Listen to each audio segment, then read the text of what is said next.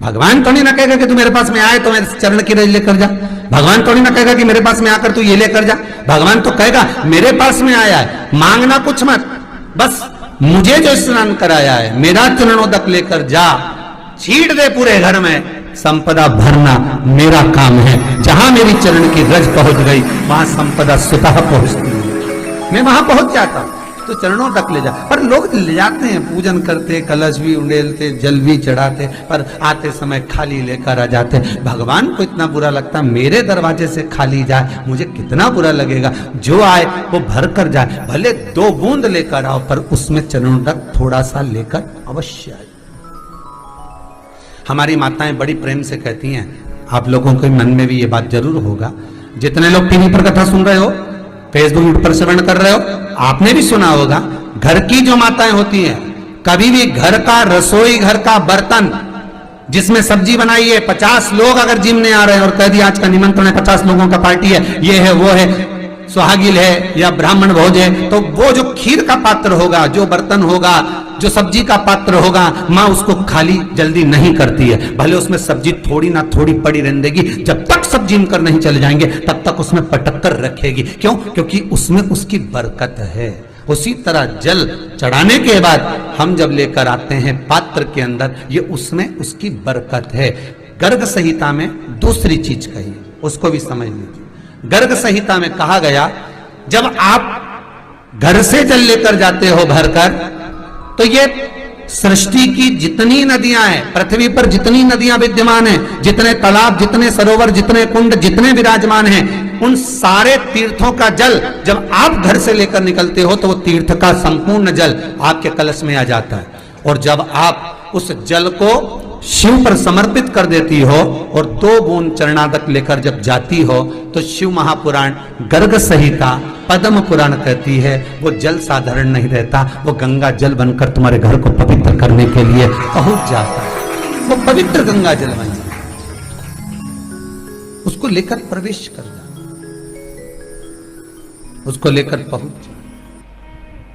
लक्ष्मी, वो कौन से 2 स्थान हैं जहां तू जाना पसंद नहीं करती है? लक्ष्मी, वो कौन से 2 स्थान हैं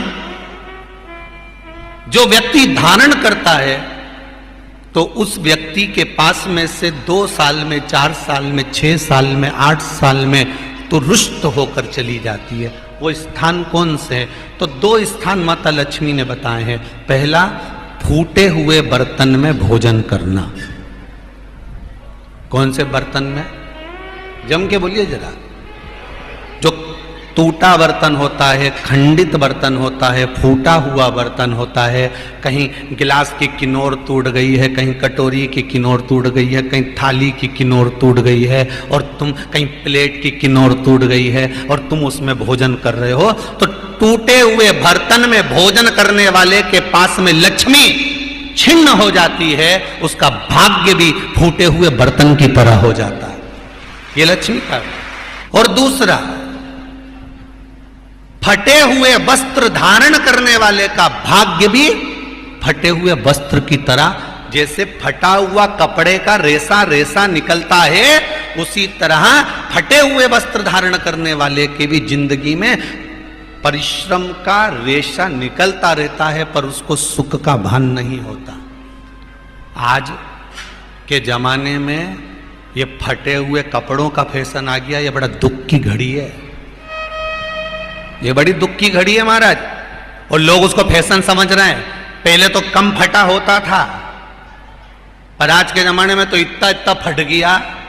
शास्त्र कह रहा है, लक्ष्मी कह रही है माता पार्वती को कि 2 जगह पर अगर ये 2 क्रम जिस जीव के होते हैं उसके पास में से लक्ष्मी 5 साल में, हम कई बार कहते हैं इन बच्चों को नहीं मालूम, इन नवयुवक लड़कों को नहीं मालूम, इन नवयुवक बेटियों को नहीं मालूम कि फटे हुए कपड़े पहनने का फल क्या है।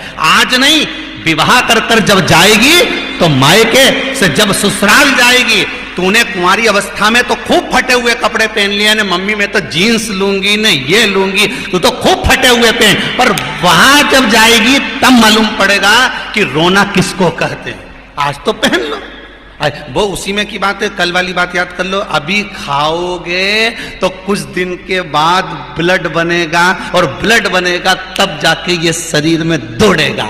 आज की आज तुमने रोटी खाई तो क्या आज की आज ब्लड बन गया ना? आज खाया है तो ब्लड 8 दिन में, 4 दिन में, 6 दिन में, 2 दिन में, 5 दिन में, 3 दिन में बनेगा। आज की आज ब्लड नहीं बनेगा।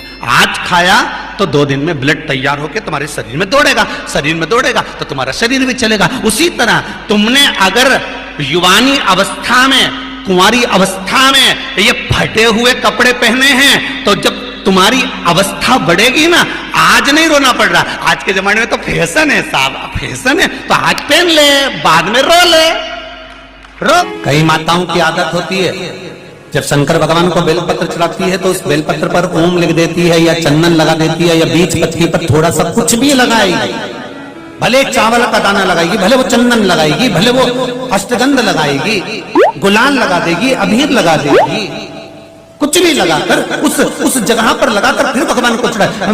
वो व्यक्ति जो भगवान शंकर को बेलपत्र जब समर्पित करता है और बीच की पत्ती पर चंदन लगाकर, मध्यस्थ जोड़ पर शहद लगाकर शिव को जब समर्पित करता है, तो उसका भाग्य कितना भी विपरीत चल रहा हो, उसकी किस्मत की देखा कितनी भी विरोधी, कितनी भी विपरीत चल रही हो, वो अपने आप से बच जाती है, अपने आप से बच जाती है। उसको सुधारने के लिए कोई दूसरा नहीं आता। आप अपनी किस्मत को संवार सकते हो, आप अपनी किस्मत को संवारने में देरी नहीं कर सकते, आप स्वयं संवार सकते। इतना सुंदर कहा है, जिस दिए में बाती लगी हुई है, बाती पूरी जल चुकी है, उसकी राख या उसका काला थोड़ा सा भाग दिए के अंदर रखा है, और आपने दूसरी बाती रखकर उसको जला दिया, तो वो जलाया गया जो भाग है लक्ष्मी को छीर्ण कर देता। 15 दिन तक व्यापार ठीक नहीं चल सकता। एक बार प्रैक्टिकल करके देखना। दिए के अंदर अगर कोई बाती जल गई, जलने के बाद ठंडी हो गई, ठंडी होकर उसमें राख पड़ी हुई है, या उसके अंदर कोई काला सा, आप गोल बत्ती लगाते तो काला का एक भाग काला काला सा जला हुआ उसके अंदर रह जाता है। कई लोगों की आदत रहती है कि अब शाम का टाइम तो है, उसको कौन हटाए, उसी में अपन दूसरी बत्ती रख दो, जला दो, उसी में रखकर दूसरी बत्ती जला दो, भाग उसी में पड़ा हुआ है पुराना, और आपने दूसरी बत्ती अगर रखकर जला दी है, व्यापार होगा, व्यवसाय होगा, या फिर घर में रखा हुआ धन होगा, 15 दिन के लिए वो छिन्न होगा, वो जाएगा। पैसा टिकने वाला नहीं 15 दिन तक, चाहे कुछ भी कर लो। कई लोग कहते भी होंगे कि हमारी दुकान तो 8 दिन तो अच्छी चलती, 8 दिन के बाद नया क्या हो जाता है, 15 दिन अच्छी चलती, 15 दिन के बाद नया जाने क्या हो जाता है। तो उसमें गलती ढूंढो कि हम गलती क्या कर रहे हैं। नहीं तो व्यापार तो अच्छा चल रहा है, ग्राहक भी आ रहे हैं, सब कुछ होता है। जब 15 दिन ग्राहक आते हैं तो 15 दिन क्यों नहीं आते, 8 दिन ग्राहक आते हैं तो 8 दिन क्यों नहीं आते, उसके पीछे तुम्हारा कोई कारण होगा। फिर अपनी गलती को ढूंढो कि हमारी गलती क्या हो। या तो बहू है, या सास, या घर में रहने वाला कोई व्यक्ति, या घर के बच्चे दिए में दिया रखकर जला देते, मतलब उस बाती को फिर रखकर जला दिया, तो अब उसको तो तुम्हें भोगना है। अब उनको नहीं मालूम कि गलती क्या हो रही, गलती अपन कर रहे हैं। कितना सुंदर संवाद है वहां, बहुत ध्यान दीजिएगा जरा। अग्नि पुराण, स्कंद पुराण, दोनों पुराण में स्मरण करिएगा।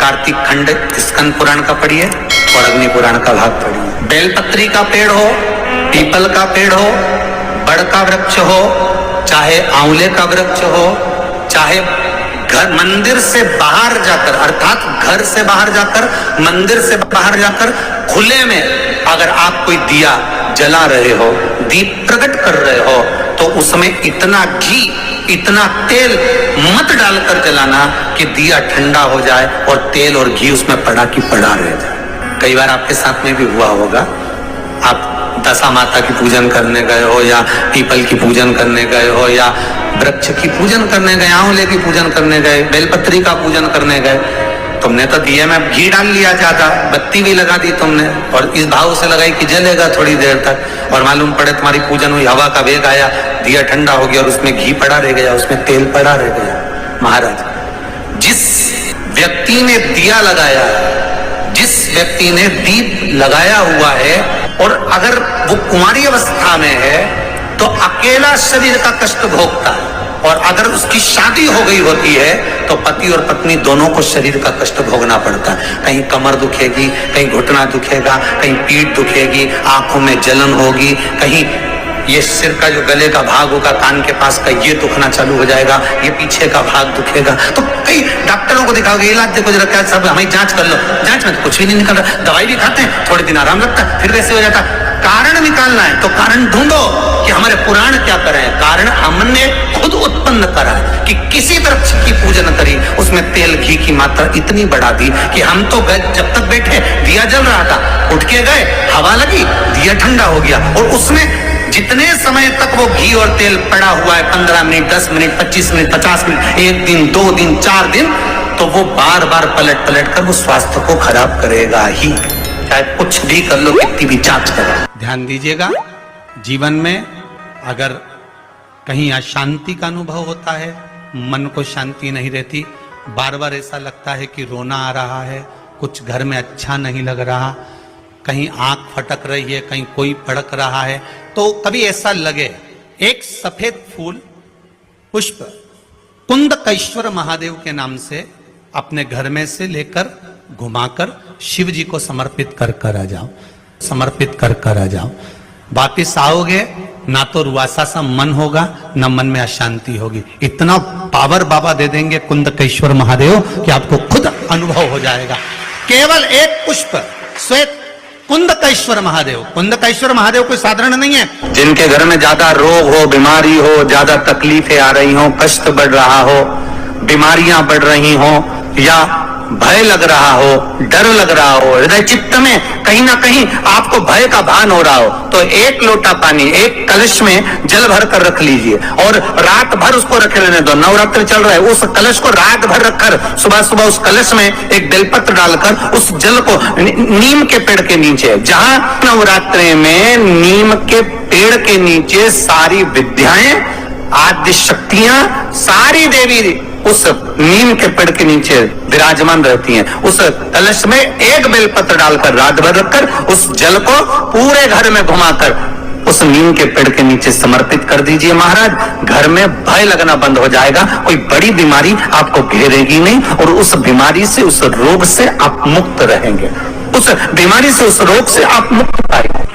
शंकर भगवान पे चढ़ा हुआ जल जो बहकर जाता है उसको 3 जगह पर जरूर लगाना चाहिए। ध्यान से सुनिएगा।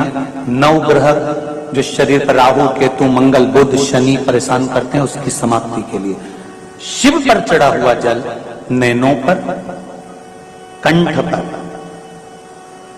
मस्तिष्क पर, 3 जगह पर, जिसके प्रतिदिन शिव पर चढ़ा हुआ जल लगता है उसको कभी 9 ग्रह परेशान नहीं कर सकते। शंकर की कृपा बरसती। शंकर भगवान पर क्या तांबे के लोटे से ही जल चढ़ाना चाहिए, स्टील के लोटे से नहीं?